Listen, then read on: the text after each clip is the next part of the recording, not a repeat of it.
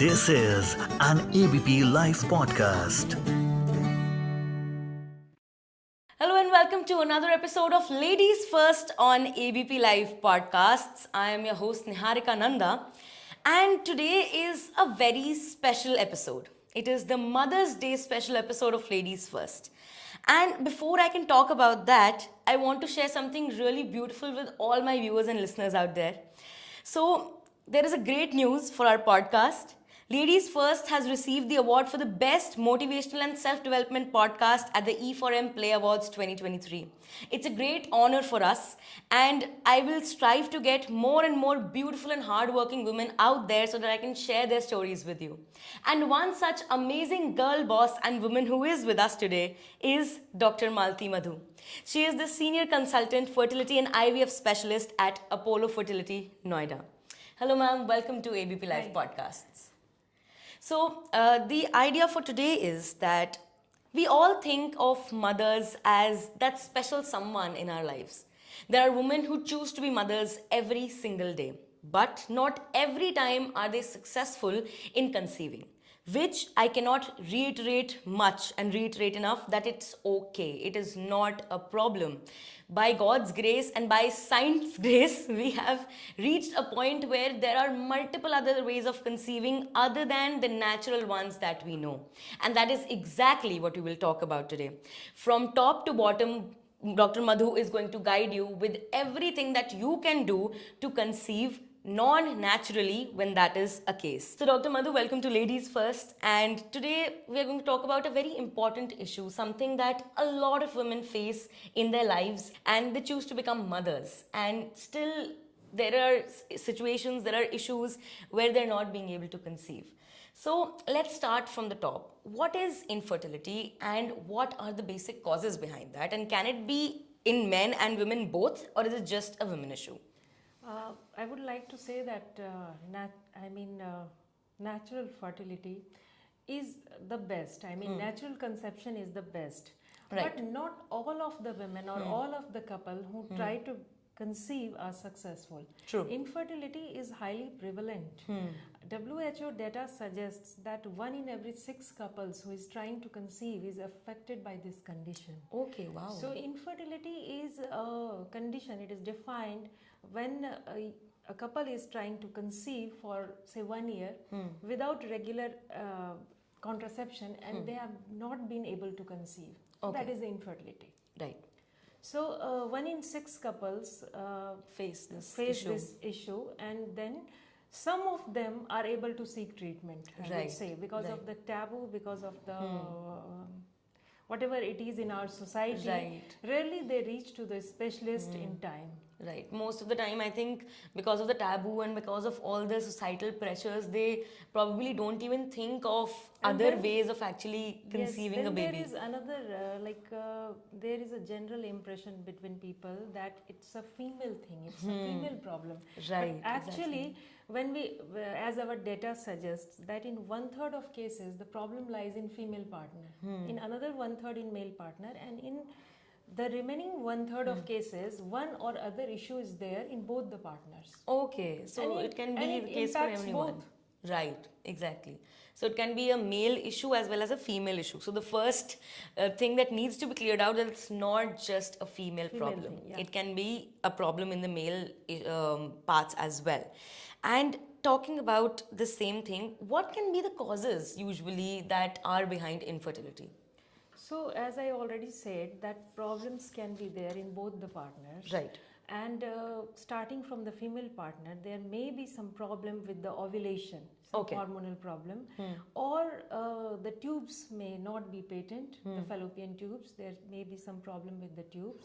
And the third thing is that the problem in the uterus itself, either a structural defect or some fibroid or polyp, you must have heard about that. Right. So these are the problems in female partner. In males, there may be decreased number of sperms, or there may be low quality sperms. Right, and that can be the causes. Yes. Then again, it can be a genetic thing also in some cases, and then acquired medical conditions that may lead to infertility. And are there any ways to prevent it? Like, because as you've heard in medical science, prevention is always better than cure.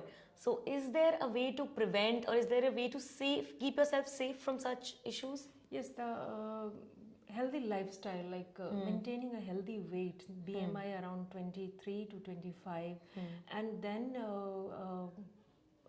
cutting short on smoking, excessive alcohol consumption if somebody is consuming, then cutting short on that, and then taking balanced diet. Okay. That improves reproductive health. Okay. Another thing is age issue. Age is very important, especially for female partners. So our gametes, their condition, I mean, they are both qualitatively and quantitatively, their quality deteriorates with the time. Okay. So it's very important that if the conception is in your plans, then conceive timely.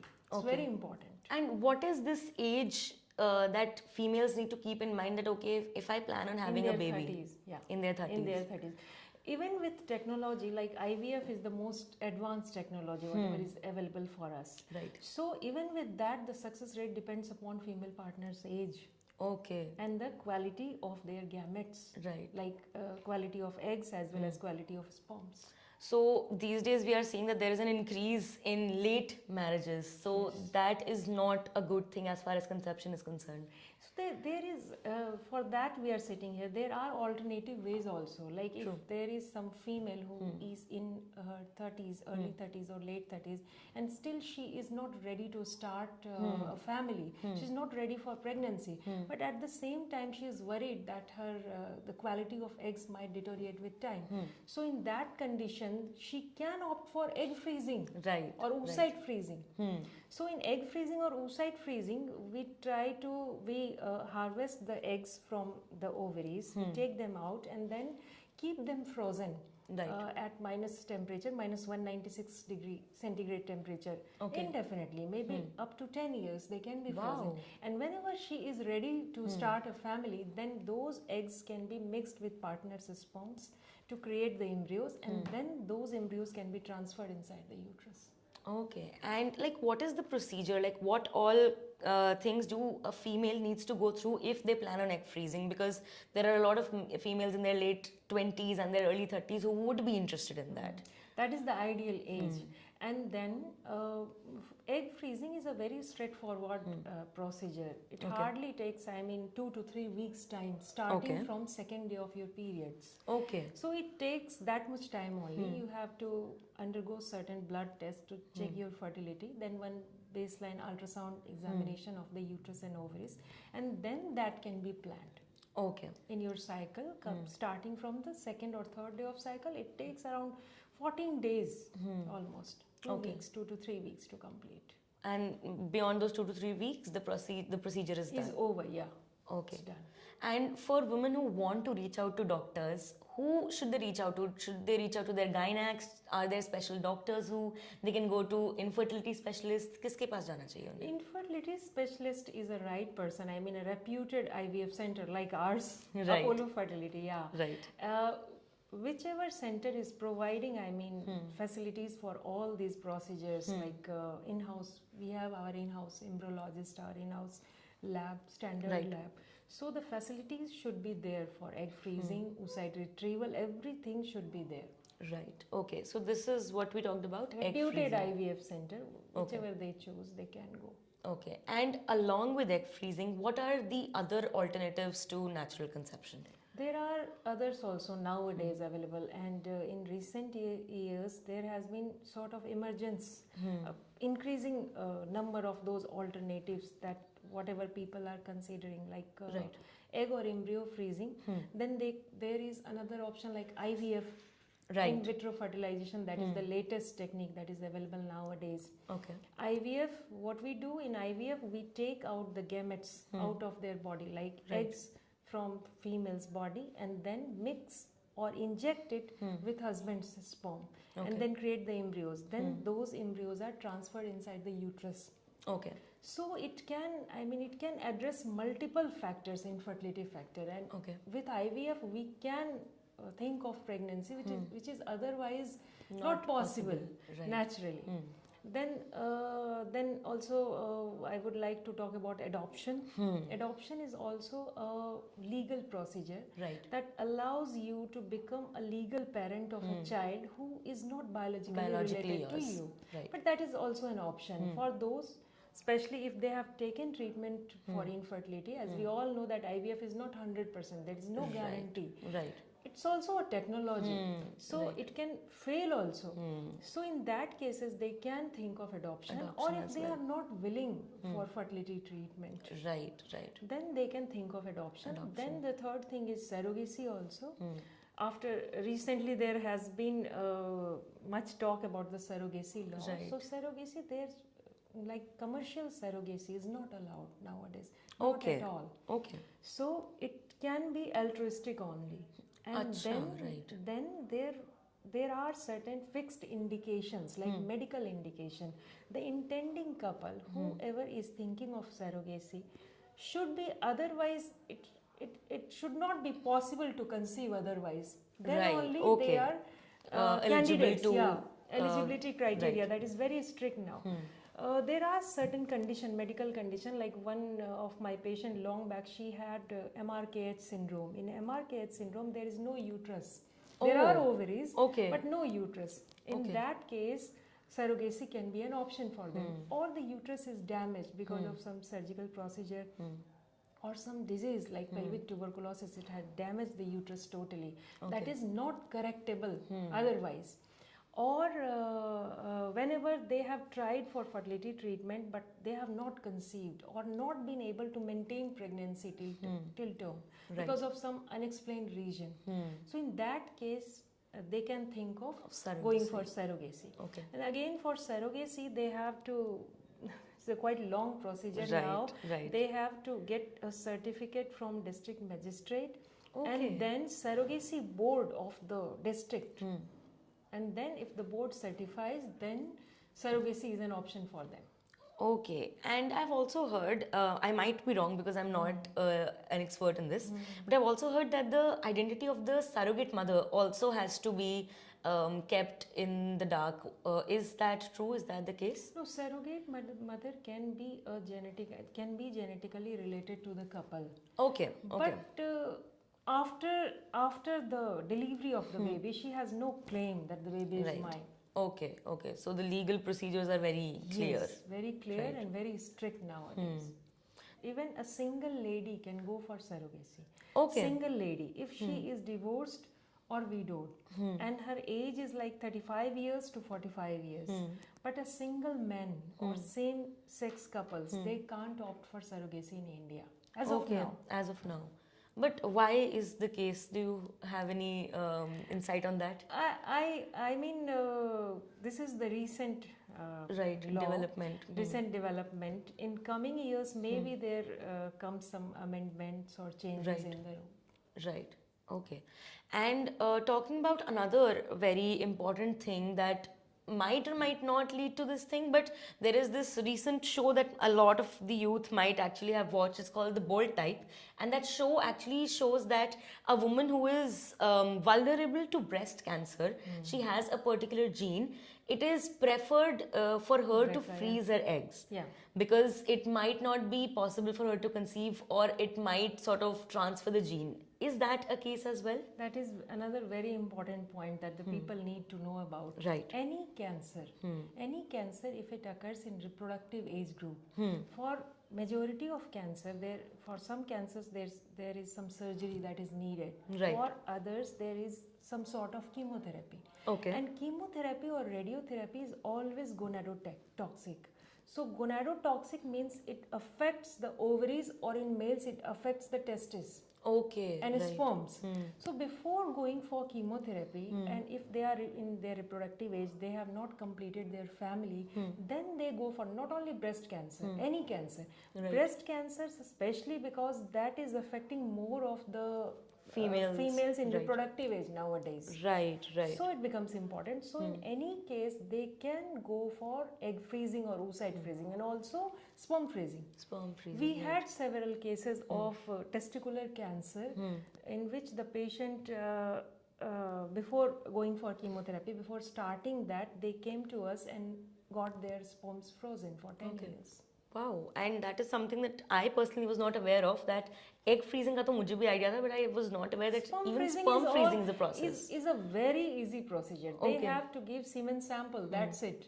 For egg freezing, you have to undergo blood tests and then the procedure like injections for 9-10 days. Then the oocyte retrieval process that is done under anesthesia. Obviously, it takes 5 to 10 minutes time, but it takes 2 weeks. Right, the entire process is a little longer. But for sperm freezing, nothing is required. You need to give semen sample. That's it. And rest is done. Yes, rest is done. Wow. And can you just shed a little light on breast cancer in general? Like what all, if women out there want to sort of get themselves screened for it or need to keep some certain things in mind, can you share a little about that? Most important for breast cancer is self-examination. We need to train our ladies for self-examination of breasts. Okay. After each periods, you have to fix some day, and best is just after periods. You examine your breast and find if there is some lump, if you are able to find it, or is there some abnormal discharge from the nipples, especially bloody or serous discharge, like watery discharge. That is important. Go to your doctor, go to your physician and get it examined. Okay. And one so self-examination is most important. Self-examination is primary. Everyone should do that. And in case they find a lump or in case they find some irregularity, they should go to their gynac. Not gynac. In India, the surgeons, the general surgeons are taking care of breast cancer. Okay. My husband is also a breast surgeon. He operates for breast cancer. So surgeons are the best. Okay, so it's better to reach out to a surgeon. Directly to the surgeons. Okay. And your gynac can also, examine you and then she can suggest some tests like ultrasound of breast or, but again, if some sort of biopsy will be needed, then that will be done by the surgeon itself. Okay. General surgeons or breast surgeons. Another issue that is gaining a lot of importance these days are problems like PCOS and PCOD. So, and a lot of people are not aware about it. They might be facing it. Can you tell us a little about that? As you said, there is some preventable condition. How can if somebody is aware that she is not having regular cycles and she is aware that there is some known problem like polycystic ovaries or endometriotic cyst or something like that, then they should focus on planning soon. Or get it treated. Right. Not every time you need IVF or that procedure to conceive. Sometimes simple treatment like simple medical treatment or some surgery is enough. And that can solve the forthcoming problem of probable infertility. Yeah. PCO is very common nowadays. PCOD is very common. It is something that is related to the hormones, abnormal hormones that regulate the ovulation. Okay. So what happens in PCOS basically, PCOS doesn't mean that multiple cysts are there. PCOS, full terminology for that is polycystic ovarian disease. So there is not like that many cysts are there in the ovaries. Those all are resting eggs. Okay. So PCO is, in one sense, it's good only that you have got good reserve of eggs. Okay. But there are hormonal problems, so that there is no proper regulation of ovulation. Okay. So in most of the cases, a little of weight shedding off of weight, and then some drugs, you can have regular ovulation and conceive also. Okay, so it is not that serious a problem because वही है ना कि कोई एक नई चीज आती है ना हवा सा बन जाता है उसके आसपास. Not always IVF or that sort of treatment is needed for PCO. Yeah. Right.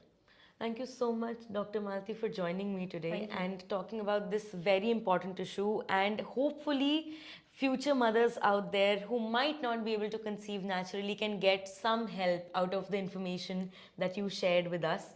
Because as I said in the beginning, we cannot stress enough the fact that it's okay if you cannot be a mother naturally. There are multiple alternatives that you can go through, and as Dr. Malti shared, there are multiple preventive things also that you can take into consideration before reaching a tough spot of probably not conceiving naturally.